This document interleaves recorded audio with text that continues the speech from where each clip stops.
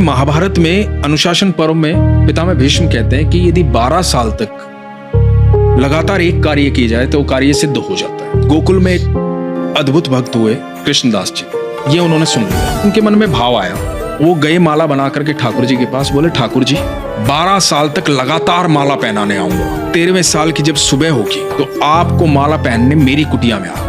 अब कृष्णदास रोज माला बनाते, रोज ठाकुर जी के पास ले जाते और रोज ठाकुर जी को याद दिलाते कि आज इतने दिन हो गए। अब 12वें साल का आखिरी दिन था। ठाकुर जी को बोले ठाकुर जी कल आपकी बारी है, कल 13वें साल की पहली सुबह है और यदि कल आप नहीं आए तो मैं कभी आपके पास नहीं आऊंगा। भोजन की तैयारी की, सारी रात लगे रहे। सुबह प्रातः काल इंतजार करने लगे कि ठाकुर जी अब आएंगे अब आएंगे। शाम हो गई, ठाकुर जी नहीं आए।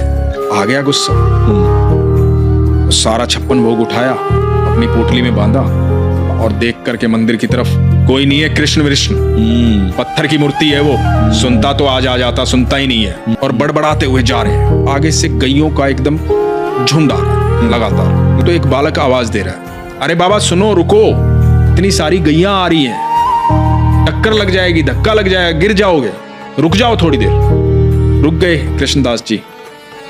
तो बालक बोला कि बड़ी खुशबू आ रही है आपके झोले से, खाना खाया नहीं है आपने शायद, तब तक गैया जाए बैठ के खा लो।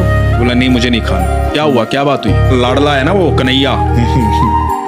अरे बहुत नखरे हैं उसके, 12 साल गया हूं माला पहनाने,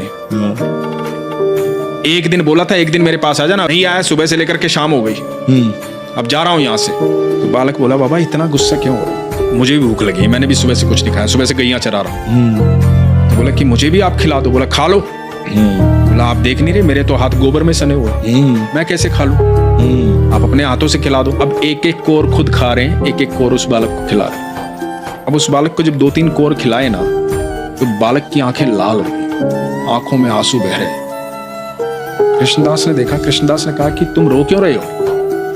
भूख लगी थी, खाना खिला तो रहा हूं, रो क्यों रहे हो? तो बालक बोला बाबा माला नहीं पहनाओगे आज। कृष्णदास बोले कौन है तू? मैं ही तो हूं, तुम्हारा कृष्ण। बोला बाबा जब तुम माला पहनाते हो ना मुझे ऐसा लगता है कि मेरा आलिंगन कर रहे हो। आज सुबह से वो आलिंगन महसूस नहीं हुआ, सुबह से इंतजार कर रहा था। भक्तों ने बहुत भोग लगाया और मैंने किसी के हाथ का खाना नहीं खाया, मुझे मेरे कृष्णदास के हाथों से खाना खाना था।